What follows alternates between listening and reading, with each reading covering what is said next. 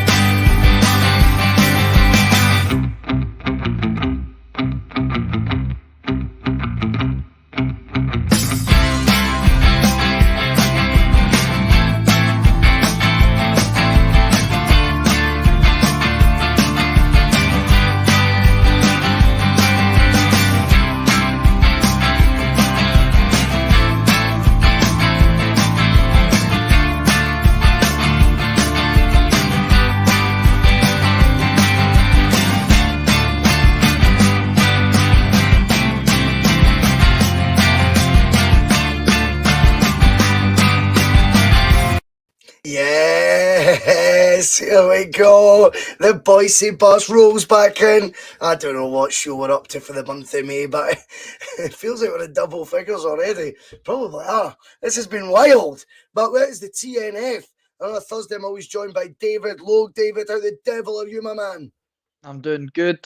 I'm just in the door, just sitting on the back of the bus, and I'm ready to go for it. Dedication, I like that. You know, you're going to go far in this podcast game, mate. Probably for Got my day rider. It's got my week rider.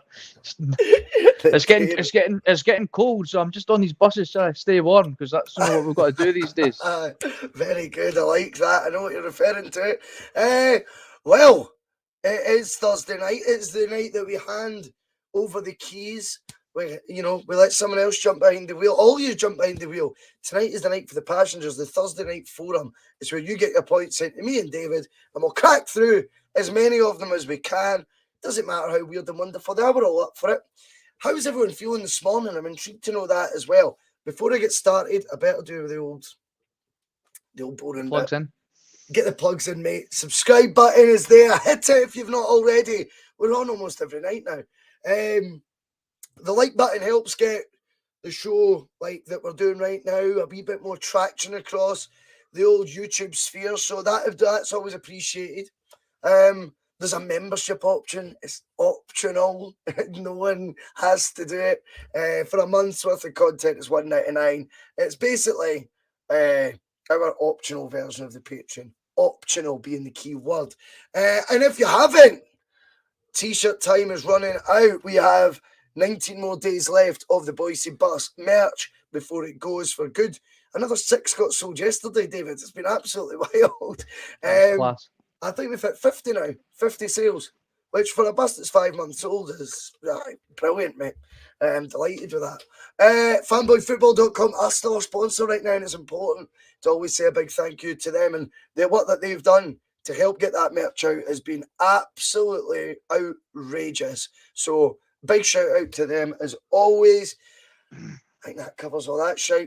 But yeah, I wanted to ask how everyone was feeling today. I've got to tell you something. I was rough at my work. I mean rough. Like I got up like, I don't know, the back at 8, which I know is late for some folk, but it's early as fuck for me. And And honestly, like, it was like I'd been hit by a bus. Honestly. And I get to work and tried to sort of just soldier on through it and that. And then we've got a wee meeting thing going on in the meeting room. I'm not even exaggerating. The biggest spy I've ever seen in my life by a country mile.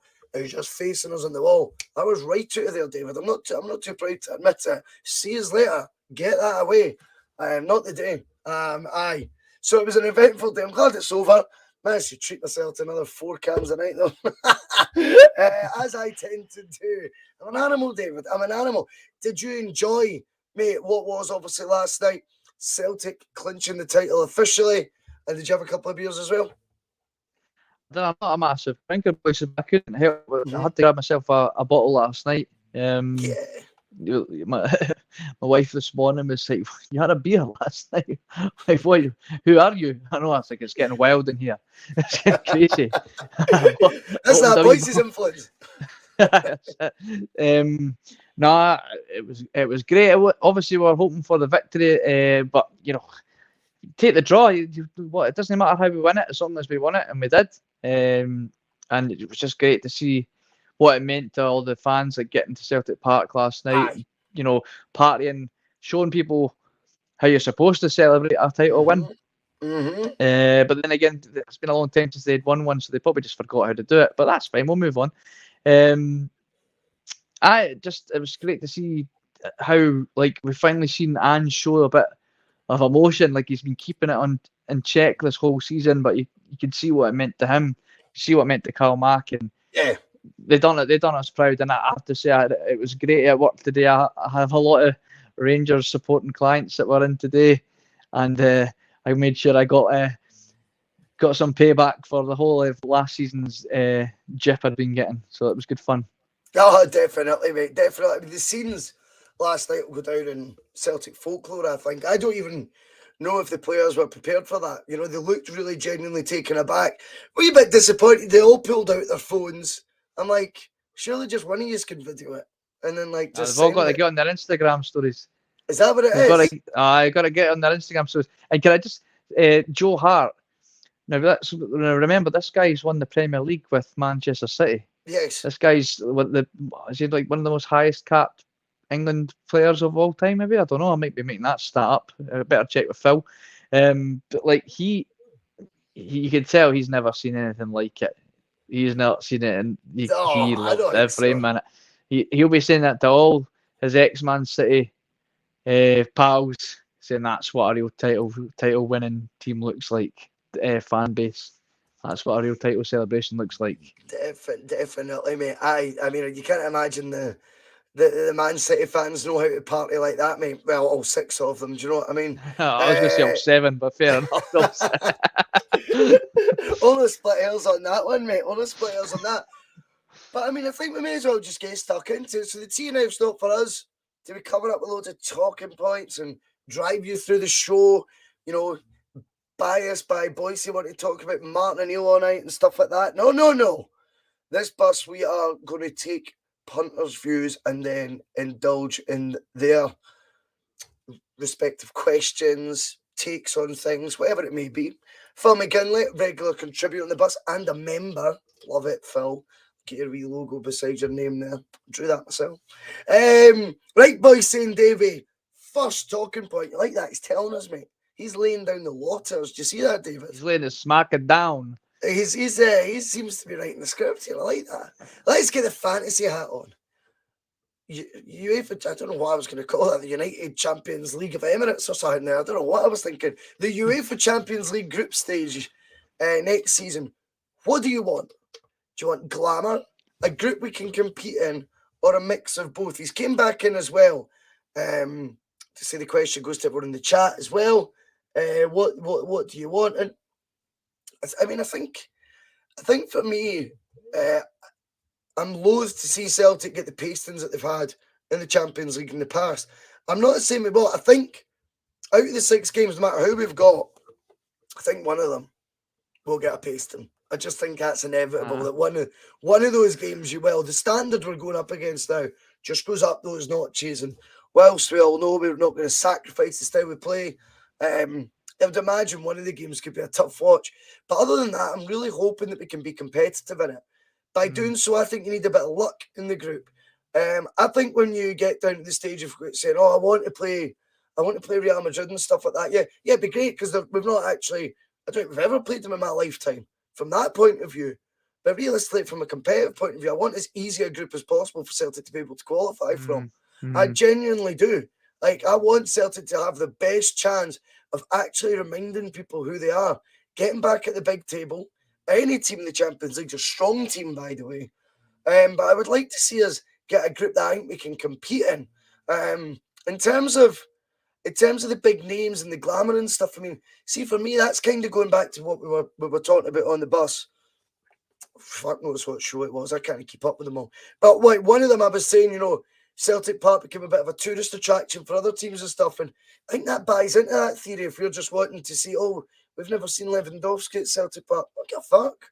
You know, don't want to see him unless he's playing in the hoops. I don't want to fucking see him. and he almost did. That's true. Him and but us in Blackburn Rovers, he was linked with. But yeah, David. I mean, that's my take on it. My take is, you know, there's no Diddy ties, and you know, when you're getting a team from pot 1, 2, and 3, we'll be in pot 4. There's no Diddy teams in the 3 pots above. We're not. I think we've got to be in this to try and compete this time. What about you? The first team I would like to see in our group is Frankfurt. That's the first team I want to see from Group 1. I know what you're doing there. That's good. That's the first team I want at Parkhead.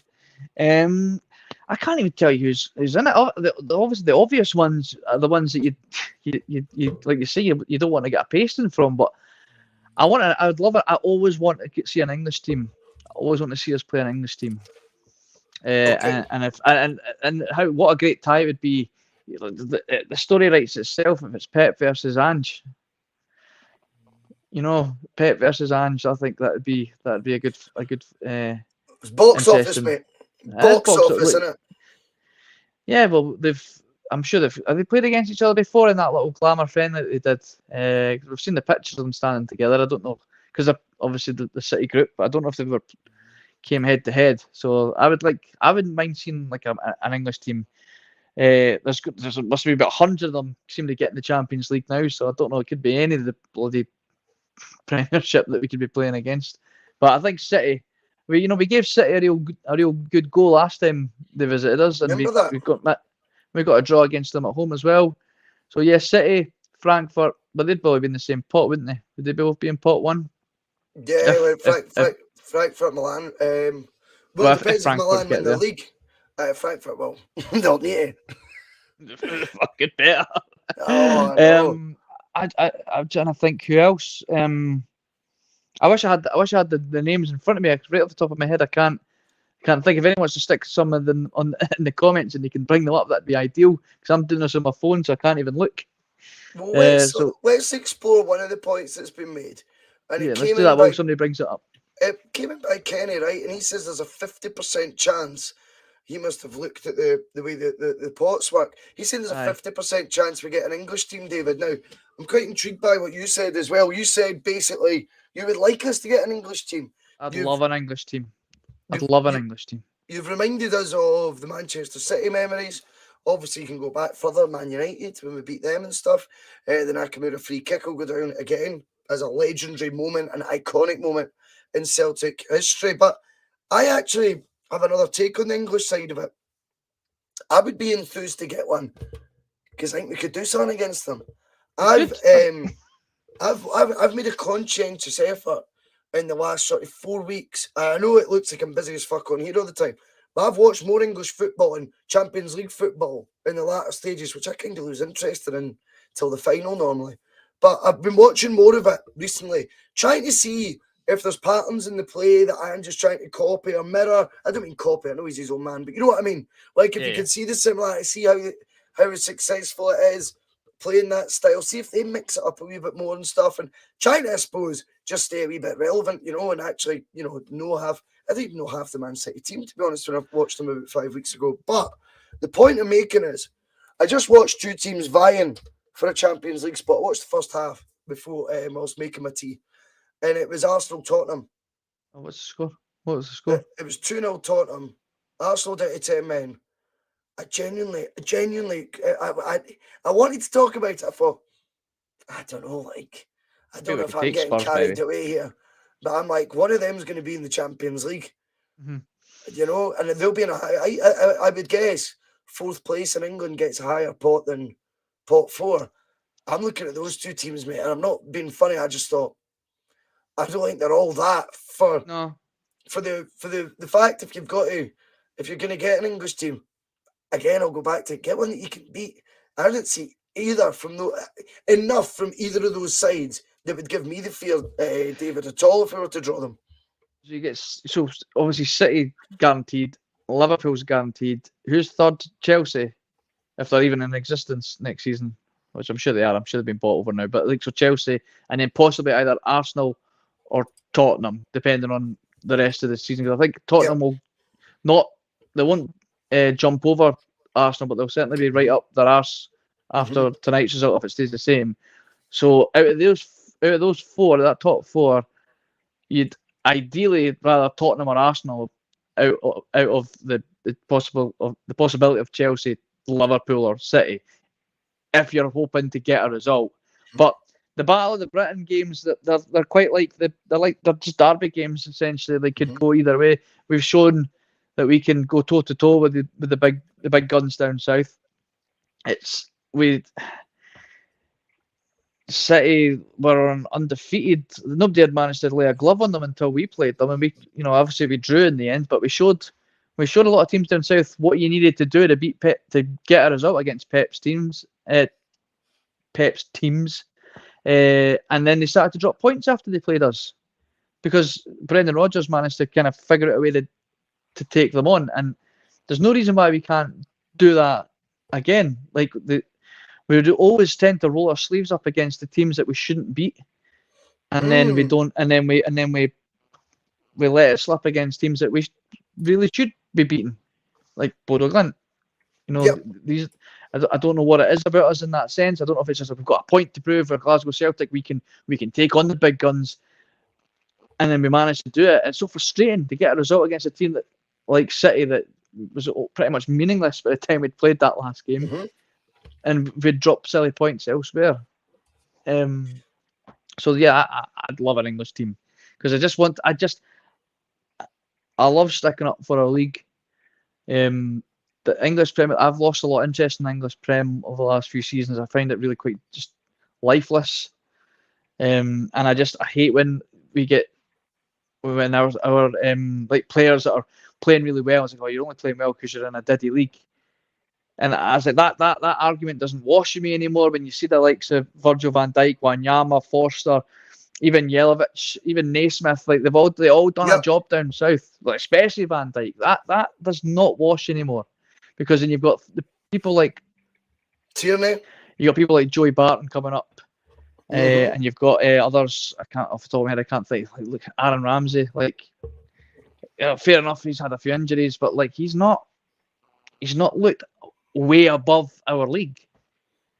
No, they underestimate what the SPFL is, and that's why I just would love an English team. I'd love an English team. I even wanted, like, and this is going to sound daft, right? Because I have this conversation a lot with Rangers supporting clients, and my best mate's a Rangers fan. Through this journey that they've been on, I've said to them, I hope you get an English team.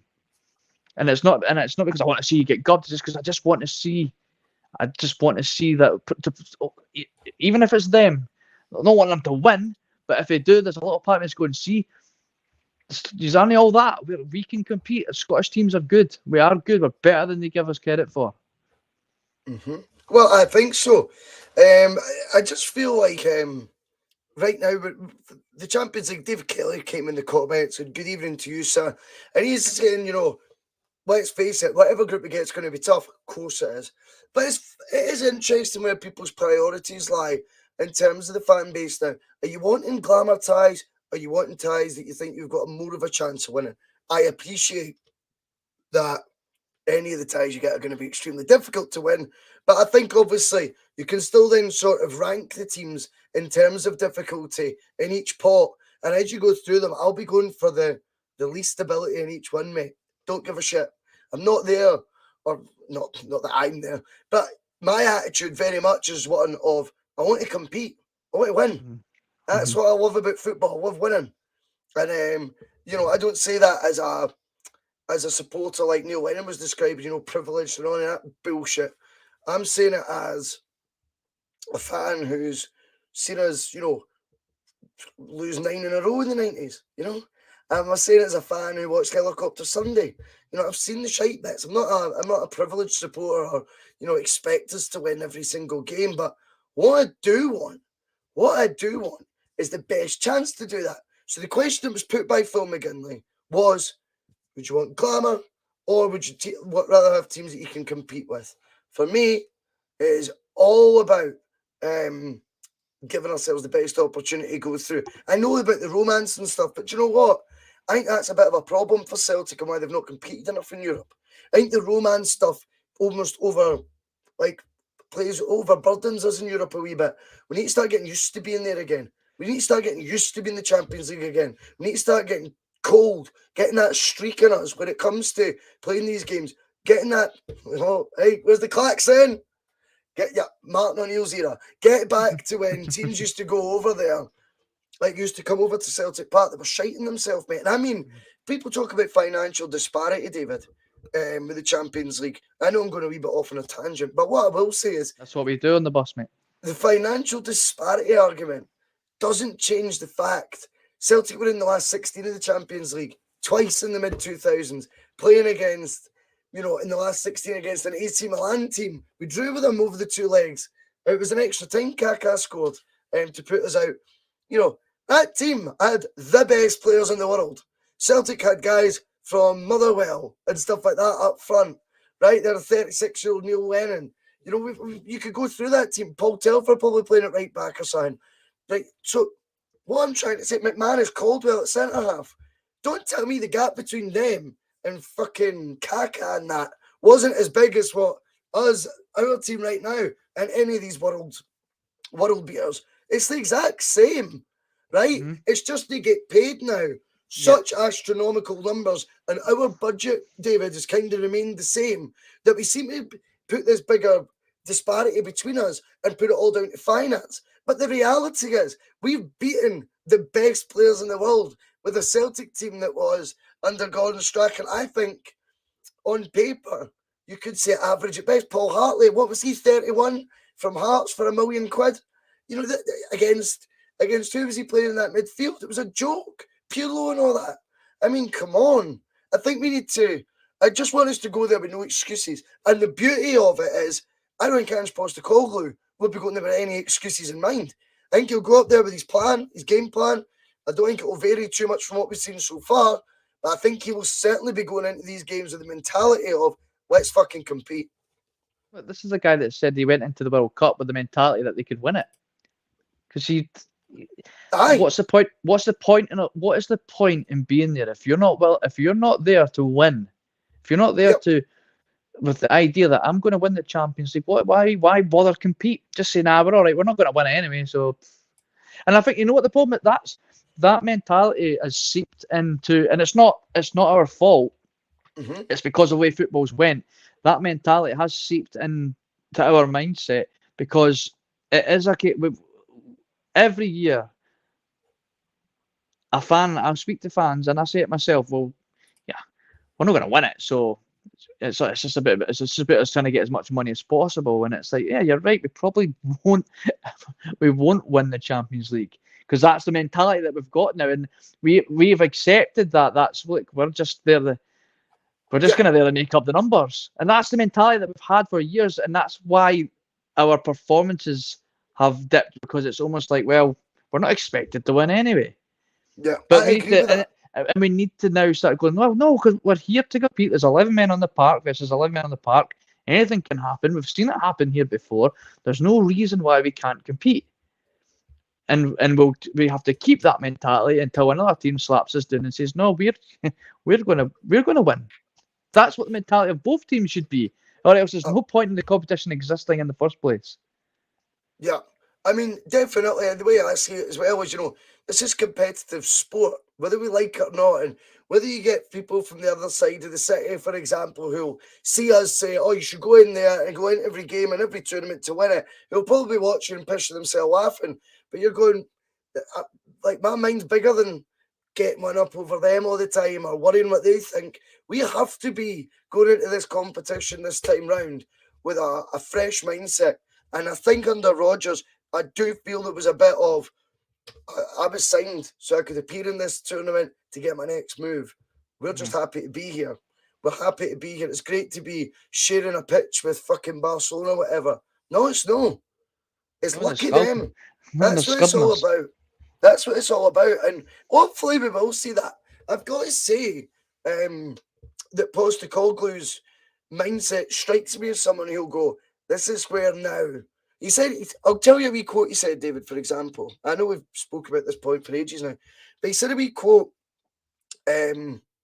obviously, heat of the moment last night, and he'd said it had always been his dream. He said he didn't know how to explain how he felt because it had always been his dream to take over a really big club with a huge history and be successful and achieve something. I think when he thinks about achieving something, he's achieved phase one, tick. I am positive Postecoglou came to Celtic with one eye on another prize. The reason I say that is because, yes, winning the title will be emotional for him and stuff. Of course it will be, and rightfully so. It's as sweet as any I can remember right now. But eventually, winning domestic titles will become something that isn't enough to keep the manager there if you're just getting papped out Europe first round every time. I think really Ange Postecoglou sees in Celtic, David, something there that he's like, there's a switch there that could be turned on. Celtic's a massive club, iconic club. Now, with guaranteed group stage football for the first time at the end of a league campaign in a long time, 2008, 2009 season was the last time we began the season in the group stages, which gives you an insight into how long it's been since we've had this position. But what a sellable asset it makes Celtic to up-and-coming young players of serious repute that have maybe lost their way in their career, things like that. And I think Postecoglou, when he'd said as well about buying in players that he thinks he wants to make an immediate impact in the first team, I think all of that is with the CL in mind. What do you think of that? It's a massive selling point, and we've always said that. Why would you want to go and play for the likes of, no disrespect to Brentford, are going to be fighting relegation or there or thereabouts, or competing in the Champions League, whether it's only for the group stages or and then dropping down into the Europa League or not? Like, that surely has, like, as a professional who's become a professional football player because they want to win trophies and compete, and of course the riches that come along with that are going to be there regardless. If you're playing for a club that can obviously pay those kind of wages, surely that winning medals and playing on the biggest stage of them all is got to be first and foremost the most important part of the job. Like Ange, what I love about Ange is, like, he's like made it pretty clear that he wants to sign players that he doesn't need to say to them, look, come play for Celtic for 2 seasons and you'll get your move to Man United or Crystal Palace or wherever they end up. Like, I don't believe for a second that right now, during these negotiations with Jota, he's saying, look, just play Buzz and you'll get your move to the Prem. That's not what's been said in the meetings. Maybe his agents are saying to him, look, this is the best move for you if you want to the Prem. But Ange certainly isn't saying that. I'm just saying this is, come play for Celtic because look what happened last night. Look what you saw firsthand last night. That's what playing for a club like Celtic's all about. You're not going to see that at Brentford. You're not going to see that at Crystal Palace. That is the selling point. And is playing for this club is playing in front of those fans, and you're playing on the biggest stage of them all now. Yep. That's your stage. That's your stage. Don't just go and waste your. All you have to do is look at Paddy Roberts. He's the biggest example that I can think of right now. I mean, the guy's great. He's at Wembley. He's got to Wembley with Sunderland after how many loan moves? And Sunderland are playing in what? He's in League One. Listen, come play for Glasgow Celtic in the Champions League, or you can get in the next Sunderland Till You Die special on Netflix. Up to you, your choice. Totally, mate. I agree with that. I think there is Paddy examples. Roberts was trying. Sorry, on you go. No, I think there is examples of it though, David, where players should have when you look at the nosedive Gary Hooper's career took, for example, jumping at the first EPL move. He could have went on to really, I think, have became pretty iconic in a Celtic shirt. Such was his goal ratio, and he was doing it in the Champions League, remember, as well. Norwich City, a completely traditional yo-yo club. A tough ask to go there and score goals in the English Premier League, to be honest. Going from a team that dominates the league to a team that, gets very little of the ball, I thought it was a strange one, that. And do you know what? He probably looks back and goes, I did all right, 3 years at Sheffield Wednesday, competing for playoff spots and stuff, but don't tell me he didn't miss the bug that he would have had when he was at Celtic for the rest of his career and never been able to replace that. And you just think, sometimes it's, appreciate what you've got, whilst the financial rewards undoubtedly are going to play a part in your psyche, and I get that. You've got to say as well, though, it's all about being happy in life too sometimes. And I just think, what is it you're looking for from the footballing perspective that you can't get at Celtic when they start a season guaranteed in the group stage? You're going to have a league title race that is more intense, more scrutinised in the media, more more witnessed, should we say, by a huge fan base, home and away. Because remember, whilst these grounds, when you watch maybe a sports scene highlights or something, right, they look empty stands. They're not that when Celtic come to town. These stadiums are all mobbed, brilliant atmospheres, So I think, you've got that on the domestic side, and you're going toe-to-toe with Europa League finalist team. So it's going to be competitive. You know that you're not going to be the only one coming in. There's going to have been a wee bit of ambition shown in the summer. You know that the manager's a guy of repute right now who's making players better, and there's a body of evidence to support that. I think joining Celtic on a footballing sort of decision is quite a straightforward one. The difficulty is that money talks, and it's a short career. I get that, but I like the fact you remembered some of the examples that you did there, the likes of Paddy Roberts, and I've chipped in with, Gary Hooper. There's also two sides to, go ask them. Go ask Joe Ledley. Do you know what I mean? Go ask Joe Ledley if, going to Crystal Palace. He never wanted to leave, of course, and he did, and he knew it wouldn't be the same, and he missed the Celtic straight away, and that was playing regularly in the EPL under that silly fucking. Can I flip it? Yep. Can I flip it? A recent example you can look at, and it's from the totally other side of the coin. Look at Matt O'Reilly. He's just come from MK Dons, and I saw the highlights of their playoff game, and there was nobody. Well done, Paul McFarlane, legend. That playoff game he played. Now they're in a playoff to get to Wembley as well, and there was nobody behind the goal. There was no fans in the stadium. And then you just look at his interview after his game against Hearts at Tynecastle. He was blown away, absolutely blown away by the atmosphere at Tynecastle. It wasn't even at Celtic Park. He was pretty much speechless, and you could see it. He's one of these guys that can't. He's clearly not that. He's obviously very articulate, but he's not media trained. He can't hide his emotion. He was quite just almost speechless when he was asked, "How was your first game?" He's like, "I've never experienced anything like it," and that was at Tynecastle. That's right. Now he's aware that he already. I'm pretty sure. I'm paraphrasing, but I'm pretty sure he'd said his phone was already going off with text messages from his pals. That's right. No, you're right. You're right. I know the exact interview, and that's quite refreshing as well. That someone who's came up, obviously got an English background. I know he's a Great Dane now in midfield because of his call up to their under-21 squad. But I think when we look at players like Matt O'Reilly coming in, I I like, the fact that he had left Fulham, I think it was. They'd offered him a new deal, but they couldn't offer him regular football. He walked away from that. So that guy, and Angelo known all this, by the way, because like he always says, remember what he always says, and you'll hear a lot of it this summer, I signed the person, not just the player. Angelo loves coining that phrase. That's going to be very interesting, David, as well. So we're going to move it slightly on, because Brian Galt came in with a question. It's one that we've kind of covered at times. But obviously we drew last night.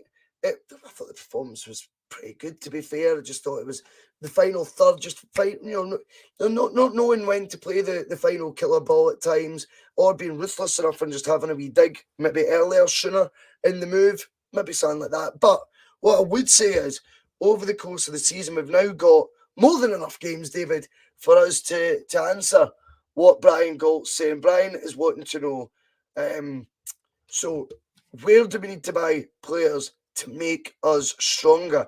And I know it is a debate that we've had. I'll just say before you come, big thank you to Paul McFarlane, new member on the bus. What a big legend you are, mate. Thank you. Absolute legend is Paul McFarlane. Absolute legend. But on you go, mate. On you go about sorry. You're asked. I'm answering that one first. Sorry. Sorry, on you go. Take it away. Okay, so we're already looking at the left back. I can't pronounce his name, but I'm just going to start calling him Jay-Z, because that's the first thing that in my head is what it came up with. So get big Jay-Z in.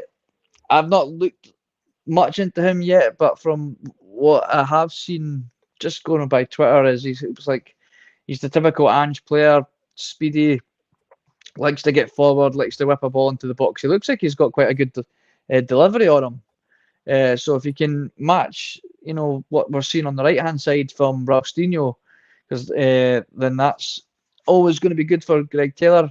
No slight on Greg Taylor, he's been brilliant this season, but I think we've said a million times, healthy competition breeds more competition. It helps them develop. We need to have competition in all departments, and Scales has done all right, but I don't believe he's a left back personally. So yeah, the left back position definitely. I still Joe Hart needs some healthy competition as well, because he is going to get. It's just human nature. He's going to get complacent. Nobody's pushing him for the jersey. He knows he's first pick. He's apart from Kyle Mack, he's the first name on the sheet. In fact, he might even be on the sheet before Kyle Mack, because of just the way we rotate our midfield. There's nobody pushing for Joe Hart's place. And I posed the question last night: are we going to see Seacrest show why we should be looking at him? And that save for Jota, that he stopped a phenomenal goal going. That was an unbelievable save. So whether he's the right guy to be pushing for a European spot, I don't know. But it certainly would help strengthen, whether it even just helps Joe Hart push on for his twilight years. Striker, I'd like another striker, just because I think Giakoumakis is now beginning to show that he should be our starting forward, especially for European games. I think he just brings something that Kyle can't bring to the table, and that's just that physicality. And there's more to his game than physicality. It's almost difficult. I think that's why we use the word he's chaotic, because it's so difficult to describe what he brings to the table. It's just something unique that nobody else up front brings. I see we've obviously given James Forrest a 3-year deal, which I'm not ecstatic about, but I'm not also disappointed about. Ange obviously believes he's warranted another 3-year deal, so congrats to James Forrest. I still think another right winger would be ideal as well. However, I know Ange is looking for more quality than quantity, so they're the places that I would be looking at, because I think if we get Jota in, we've got Maeda and we've got Jota for the left and for the right with Jota, I suppose. What about yourself? Who you're thinking? I mean, it's ever evolving. I mean, I was seeing people, I think it was on Twitter, I was seeing folk talking about bringing another right back. You know, and I think Tony Ralston's earned the opportunity to have a 50-50 go with Juranovic. I think Juranovic will undoubtedly come out on top in terms of having more starts than Ralston, but I think he's earned the right, if I'm honest to you. Application, attitude has been sensational from him this year. Obviously, it's been very similar. You touched on James Forrest. We can come back to that. You know, I think with regards to Forrest, he's obviously showing the right attitude, the right application, things that really matter to Ange, as well as your ability. And I think, you know, the 3-year deal isn't something that's given out sentimentality. No way. I think in terms of positions I would cover, I think we need another centre-back and one to really, you know, I mean that on top of CCV. I think CCV is a priority signing. I'm quite confident we'll get him over the line. Who, you know, when you've joined Celtic on a loan like that, you've played such a huge role nearly every minute of every game. His first season he's ever had like that, but he's played, you know, week in, week out for a full season. And he's played such a big part in getting us to that next level, that Champions League level. He'll feel that he's due it. He's owed it. I've earned this season in the Champions League. I think that'll be what sways the likes of him and Jota, because they've played such a big part. They've become a Labrador snorting there, by the way. I heard of that too. I've kicked French Eddie out tonight. He's upstairs. Jeez, oh. But I think centre back as well, though, to complement. I'm not sure whether Stephen Welsh is Champions League ready. Although, when's he ever going to get ready? Maybe they will just have to rely on youngsters and focus whatever money is allowed to spend on, you know, these top drawer players that might cost a wee bit more in terms of fees and wages and things like that. I don't know. I would go for another centre back though. I certainly think the left back signing, to see it already nearly completed, or certainly rumoured to be nearly completed, is a brilliant sign for Celtic in the sense that looks like we're getting down to business right away, right from the off, no mucking around. Players Ange identifies, we're getting in straight away. I think that's really encouraging. I agree with the striker thing. I'm not convinced we will, but it would be an area I would look at. I would go for an out-and-out poacher sort of player. Doesn't matter about their ability. Just someone, I think, when you look, if you know, not that I'm going to do it, but if you were to, I wonder if you could tally up how many shots on goal Celtic have had in the league this season, then compare it to the 86 goals that they've scored. You might think, fucking hell, there is a wee missing link there, you know. I think that would be something that would interest me. The winger situation seems sewn up with Forrest getting that new deal. Yeah, you know, as long as you get Jota as a priority, Forrest, Jota, Abada, Maida, Kyogo if needed. That's pretty strong. I then think the debate starts coming, and Scott Cameron had mentioned it in one of the earlier comments. He was talking about Ideguchi, Jake will replace Beaton. If so, then he's only going to average 17 starts a season over 10 years. That's Beaton's 173 appearances in 10 years. Thanks to David Kelly for telling me that. And we had a wee debate on the channel the other day.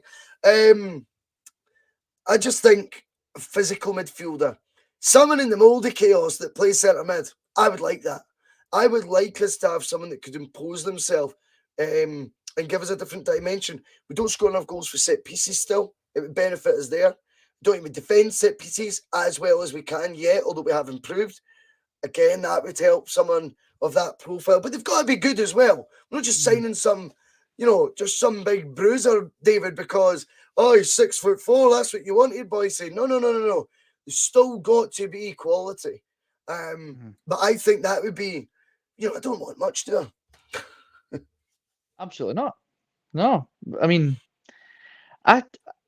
the central defensive midfielder, we've brought it up a few times, and still from the life of me, I can't.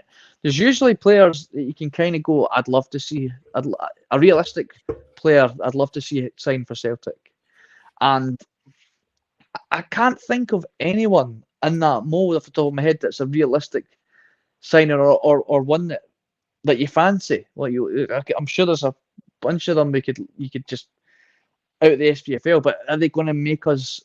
Is it going to improve our team? I think Ferguson at Aberdeen gets mentioned a lot, but I don't see him ever signing for us. I don't think his uncle or his his family would approve. He's a good player though. He is a good player. I'll give him that. He always likes a goal against us, the bastard. I'm sure there's a bunch of like.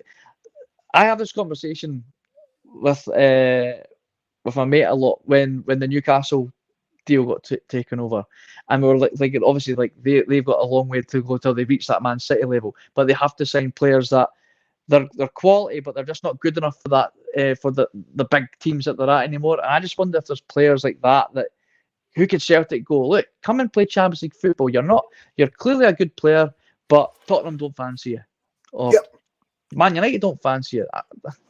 I get what you mean. Do you know what I mean?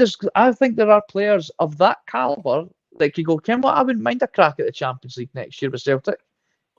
Well, exactly. To reignite their career, restart their career, almost like a Scott Sinclair. He's a quality player playing in the Premier League that's not fancied for whatever reason. And he went, you know what? I'm going to go play for Celtic. I'm going to play for a big club like Celtic and play in the Champions League. Yeah, I mean, I think it's really, really great example that you give there. Celtic have been littered with that in successful teams over the years. All our successful teams had guys of that sort of ilk. You look at Massimo Donati scoring against Shakhtar Donetsk.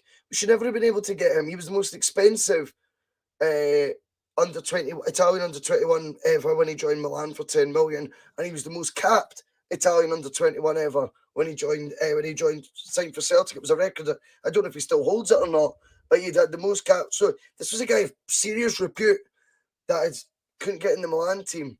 £3 million we got him for. I'm not saying he went on to have an incredible career at Celtic or anything like that, but wee moments. And he's madly got the Celtic crest. I don't know if you know that tattooed on his left breast. He must have loved it anyway. Yuri Jarosik played in the Champions League games. We got him for £2 million from Chelsea, because he couldn't get a game there. That type of signing, it does happen. What Celtic did with Alan Thompson was another one. We got him for just under £3 million from Villa because he fell out of favour. I mean, it's wild. Chris Sutton, probably the most famous of them all. 3 goals for Chelsea after a £10 million move. We got him for 6, an incredible bit of business, really, when you think about what he brought to the team. Odsonne Edouard couldn't get looking at PSG. Not his career hadn't lost its way right enough. It was up and coming. But again, someone because they can't get in their first team, usually you wouldn't be able to afford. Somehow you can right now. And Celtic is a package, Jesus Christ. Celtic is a package. Are a very sellable club right now with that guaranteed Champions League football. So I think you're right. And do you know what? See if we were to, I think a wee bit of experience wouldn't go amiss in the squad either. So there's a couple of, I'm dodging the positions as much. We've took it a different direction now, Brian Galt, because it's actually, for me, I would like to see a wee bit more experience in the first team. I know that comes at premiums if you want guys that have played Champions League before and things like that. I realise that. But I would like a wee bit more experience in the side in terms of maybe just an older player. You look at the success Joe Hart's had. There's a reason James Forrest has re-signed. And I think Kalmak's 30 this year as well. Other than that, vast majority of that squad's, 25 under, I think, to be fair. Yeah. It's quite young. I think maybe one more of a more experienced mould. I think one more with a more physical sort of profile. And then you look at it, then you could talk about the positions. David Kelly, though, I like what he's done here. And I'll go back to you with this one, David. The best way to look at the squad is, are there any players that get injured? And are we humped? Hart, he gets injured, we're humped. So we need a goalie. CCV gets injured, we're humped, so we need a centre-half. McGregor gets injured, we're humped, so we need a centre midfielder in there. That's an interesting way of looking at it. I don't actually mind that theory, to be honest. No, it's a good point. It's a good way to look at it, because we saw this season how quickly, I think it was Phil was on, and he was at the ground when Joe Hart went down pretty badly, and it looked like he was going to have to be subbed off, and Scott Bain was warming up, and he'd said that the entire atmosphere in the stadium changed because it was looking like Scott Bain was going to come on, because everyone in the ground didn't have any faith that Scott Bain was going to manage to do a job for us for the rest of the game. And we don't want to have that feeling, like, and we will have that feeling if CCV goes down. And, you know, look what happened to Julian. Look how easy it can be to take an injury that puts you out for an entire season. And then we're scrambling and we're having to play Stephen Welsh, who Stephen Welsh has done well, but he's not the calibre of player that you want to be replacing somebody like CCV for the entire season. So, yeah. I mean, we should be look at who we've brought in for our recruitment. Like, he's going to have a wealth of knowledge of players at Manchester City. That's a cracking player, but he's never going to get a game under Pep. You know, I think we'll see quite a lot of us dipping into Man City's reserves. Here, Fernandinho's leaving. Well, that fits the bill all in one, doesn't it? Physical presence. He's over 30. He's 37. Aye, that's perfect. And he plays centre mid. Perfect. There's the signing of the season. We are going for Fernandinho. We've sorted it already. We'll win you a Champions League, mate. We'll win you a Champions League. We'll not drop you. We'll drop you in the final.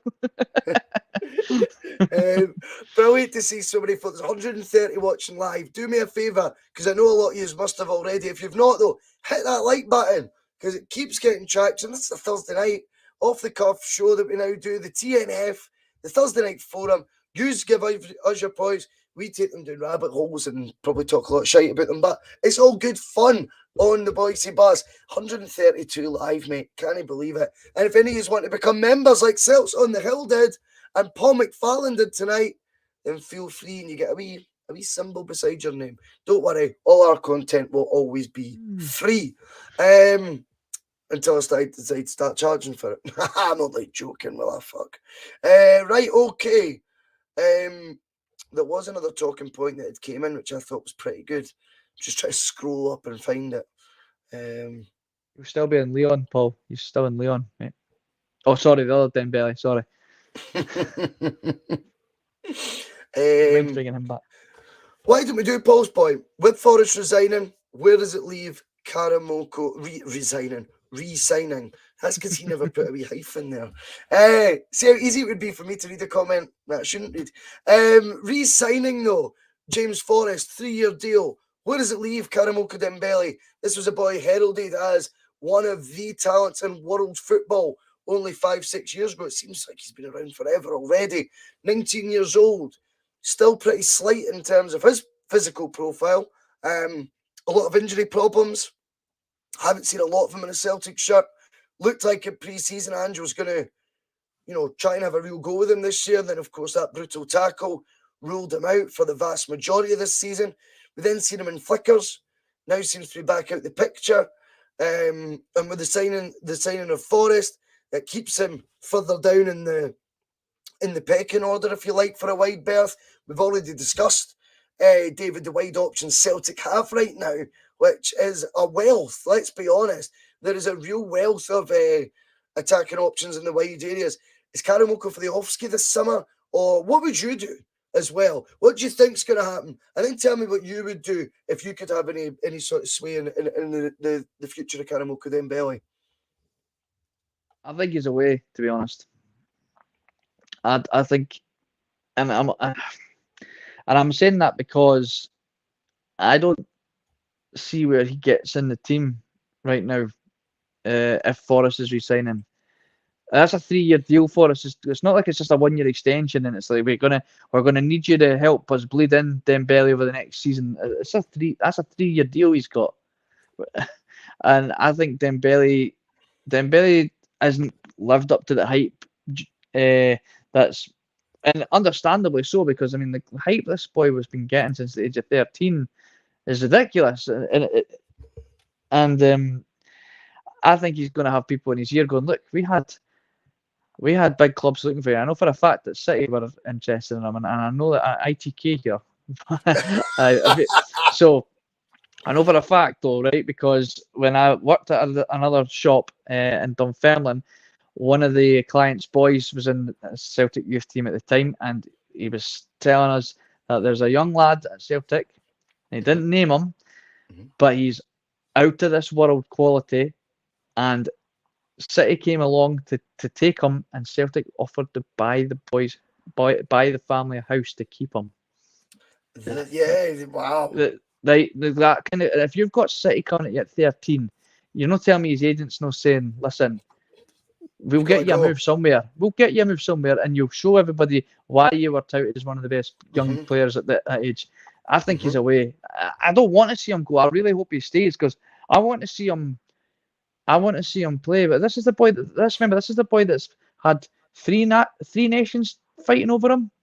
He couldn't. I mean, he was swapping nationalities like left, right, and centre. 1 minute he's playing in an England shirt, then he's playing in a Scotland shirt, then he's back. You know, this boy knows people are after him, and I think he'll bet on himself and move somewhere else. That's fair. And I really hope I'm wrong, and I hope he's going to bet on himself that he can get in that squad. But I really think he's probably going to get to the point where he's getting a bit impatient. And you know what the younger generation are like now? I sound like an old man. I sound like the old men Muppets on the Muppet Show. They're impatient now. They want. If they're not getting their own way, they'll find something. They'll just go do something else. That's just kind of the mentality the life that we all kind of live now. We want things instant now. We've got this instant. I can get on the podcast instantly. I can go into Netflix instantly. Yes. There's other streaming services available, by the way. But better get that in there before I get in trouble for Amazon or something. Do you know what I mean? Like they go, well, I'm not going to get a game here. I'll go get a game somewhere else because I know I'm good enough. And I think he's away. What I'd like, if I had the option to influence him, I would certainly be saying, look, Forrest we've given Forrest a 3-year deal, but we're hoping that you're going to be able to steal that jersey from the season if you stay fit, and we'll start playing your games. I think we'll see now that we've won the league. We'll maybe see where Dembele fits in Ange's mindset if we see him in the squad on the weekend. David Kelly comes in. Chelsea bought Farouz a house for his family. I don't know if you remember much about Farouz. I mean, it would be really, really tragic if Karamoko's career was to go the same way as Farouz's. I mean, I think Farouz came back up and had a loan spell at Hibs, and he wasn't at it. But I think I think his attitude at times is very questionable, and it wouldn't be fair, maybe. It would be fair, maybe, to criticise Karamoko's attitude when we don't know anything about it. Really, we don't know. I mean, he's been injured. It's unlucky. We're told not to judge Chris Julian by Brown Warrior, and I agree. Chris Julian slips the mind at times just because he seems that far out the picture. He's a high earner. I wouldn't be surprised if he leaves in the summer, if I'm honest, but I could be wrong. I do rate him as well, by the way. But anyway, back to Karamoko. Karamoko, for me, right now, is a player that if Ange wants to keep him, will keep him. I don't think Karamoko Dembele has the queue of clubs, David, that he had before. And I think that can demotivate you at times. See, when you're seeing, right, your agent saying, right, you've got a month left on this deal. We need to keep all the options open here. Here's the clubs that are interested. And it is Scott Brown's Fleetwood Town, maybe, or something like that. Congratulations to him on the job. If it's something like that, you'd be going, fucking sorry, what? What's happened here to your agent? What the fuck happened? Well, these are the clubs that are interested, Maybe I move to Brentford's under 23s. Something like that. They're going to have you in the under 23 set up for the first year. You're like, what? And then it's, with Celtic have offered you another 12 months. Suddenly, that might be cut with an option of 3 years if you play X amount of games or something. I don't know. I think that would be more palatable for Karamoko than having to swallow your pride. And when you're saying Man City, for a fact we're interested, think about it. If City are interested, then there'd have been several others of that ilk interested as well, David. That just goes without saying. I think then to go from that to what I think the level of clubs will be interested in him now. If there was an option to get a short term at Celtic, maybe another year, and you might look at it, right, and go, do you know what? You were on a year's trial this year. You were injured the whole time. It's pretty unfair. Here's 1 year again. Because really he only had a year left in his deal. Ange never offered him a new deal or anything last summer. He maybe was wanting to scope it out. Why don't they just press the reset button? I think this would make the most sense, by the way. Just press the reset button and go back to this time last year. And I know Celtic's evolved since then, but they've also, you're looking at the player individually right now. You're looking at his career path and you're thinking, you know, if Andrew's willing to take a chance on him a year ago, why not do it again this year? Just extend it by 12 months. I think it might be that Karamoko would be quite open to that, as I say, because I think the club's interested this time round, David, will be a far cry from the likes of Manchester City that you were talking about earlier.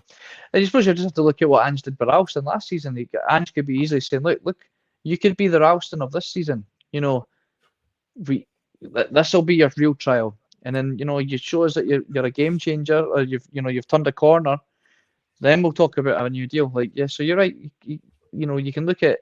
You have to take a look at what's happened to some guys once they've left, but you can also take a look at some guys that have stayed. And this, remember, we weren't too satisfied with the fact that Anthony Ralston was going to be our starting right back at the beginning of the season, and he changed our minds, or I changed our minds, you know, because I'm Anthony Ralston, apparently.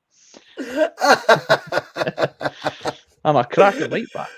You are getting a bit of that, mate. You are getting a bit of the Ralston stuff. Watching on Twitter again today. Like, Jesus. It's all good fun and games, though. Aye, of course. Better than Paddy the Baddy. Well, I don't know who'd want to get in a fight with Paddy the Baddy or Ralston. They both look like brick houses. I'm like that. Fucking in an extra small fucking jacket. Do you know what I mean? A wee bit of a letdown for Paddy the Baddy, am I not? Didn't he bother me? But Ralston and Paddy, mate, that's the team, mate. That is the dream team on a Thursday. We'll move on. But enjoyed that debate about Karamoko. Thanks for the point, Paul McFarlane. I think we've both got some interesting angles, but we'll take Brian O'Neill's view on it, David. Bhoycie, you're spot on. I like that. It's very rare. Right, who else wants to come in with a comment on the bus? If there's been other points coming in, I'm sorry. There's 130 watching live right now. The comment section is extremely busy. If I've missed it, then just fire it in again. And I will definitely talk about it. Chunks is asking, in the meantime, is there any chance of sorting the iPhone issue? No. I actually sitting beside my mate at work today, went on his iPhone onto the channel, and you're absolutely right, there is no join button. So I will try. I mean, I'm not the best with tech. I mean, I'll be Googling it and all that, trying to find a workaround. The best advice I can give is if you've got a laptop, you've got a work computer or something, just go onto Google Chrome, log in as you, go on the site, and you'll see the join button there. I'd suggest trying. I've not tried it myself yet, mind you, but rather than using the YouTube app, if you just go through Safari or whatever it is on Samsung, whatever, that usually tends to be the desktop version of the sites that you're using. You might find that you'll find the button going through Safari and then going onto YouTube that way rather than using an app. You might find it there. I'll check that once I come off, and if that is the case, I'll put it in the group chat, and you can put it on Twitter, mate. I'll double check it, or someone can check it for us, and if they want. Aye, cheers, mate. Brian got Bhoycie, I think Studs wants you to sing. I don't know what Studs is all about tonight, mate. He definitely wants me to sing. It ain't happening, mate. It ain't happening. As you can tell, my vocal cords have had a bit of a beating again of late. Somebody else's vocal cords. Excuse me. Can I help you? Jeez, oh man. You're Paddy the Paddy. Paddy the Paddy. Like, I am not joking in Glasgow. We need to go out for a night out or something, David. Anyway, we'll get a Bhoycie bus night out and all the pastures. We'll do a wee gig somewhere and then we'll all go out together. I am not joking. I couldn't believe how many folk were up to me. I'm like, that's the Bhoycie.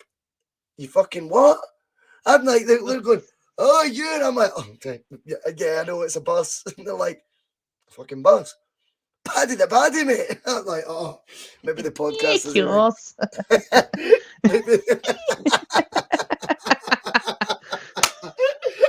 You've been working on that, son. That's brilliant. That was good, man. That was good. Oh, it's funny. Like one of the doors in the house is needing to get some WD-40 on it, and it squeaks like that. And I was checking on the wee one, making sure she was sleeping the other night, and it went. It was on Xbox, so I had my pal on the Xbox just goes, "Goth." I was like, "Fuck's sake, man." It was just adorable. Oh, that is brilliant. That's just over an hour already. Amazing. Chunks in my trunks says he wants to come over for a Bhoycie night out, no bother, he's in. We will do need to sort it. I'm just so busy. I'm trying to sort everything. But you know me, that's not because I'm trying to evade nights out because I'm a little, antisocial little weirdo. I want to say thank you to everyone in person and get beers in and all that. I'm well up for it, man. A night out with me tends to be pretty lively. I'm well up for it. So we will try and get it sorted. But there will be a party on the Sunday session. Sunday session is coming on Sunday. Tomorrow night, though, I'm back again. And it's the Double Doon Show's return after a week's absence. And it will be with our first ever female contributor. Huge moment for the bus, this. And not that it should be, by the way, but it is. Because, women are still so underrepresented on things like, you look at they've tried to balance it on live football shows and stuff like that now. But in the podcast world, few and far between still. So we are really looking forward to having Danielle F on. Remember as well, guys, it is still Wellbeing Week. Obviously a huge focus on people's mental health. As always, if anyone's got anything they want to DM me about or anything like that, I reply to everyone, honestly. So if anyone's suffering or use this week as to be the time that you made that step and you got in touch with someone and you got some of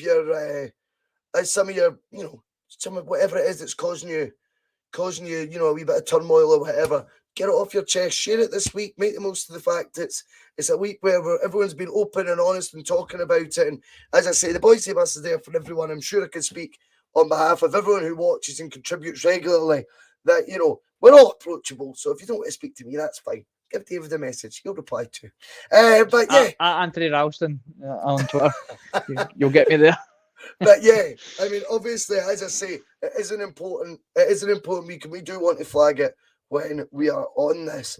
When we've got this platform, there's that many people that are watching now, then I think it's important that we recognise the weeks that it is, and for whatever reason it might be, never be embarrassed, never be shy, come forward, have a wee chat, and have a blether.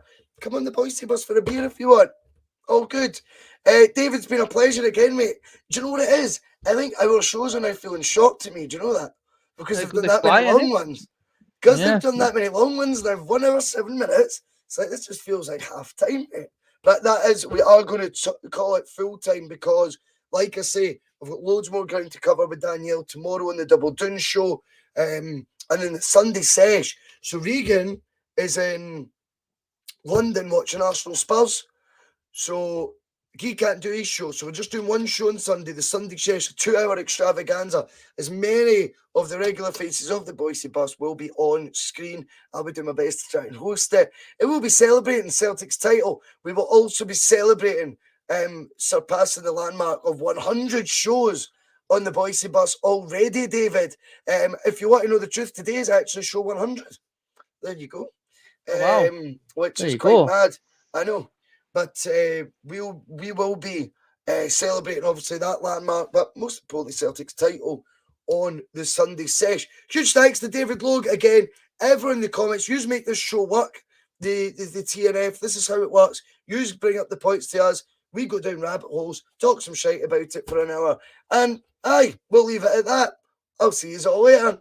Some of his comments about me deliberately trying to cause controversy. Well, I work in the media now, and you've got someone sitting there next to you who's an embarrassment to the media profession. He's an apologist. He's a charlatan.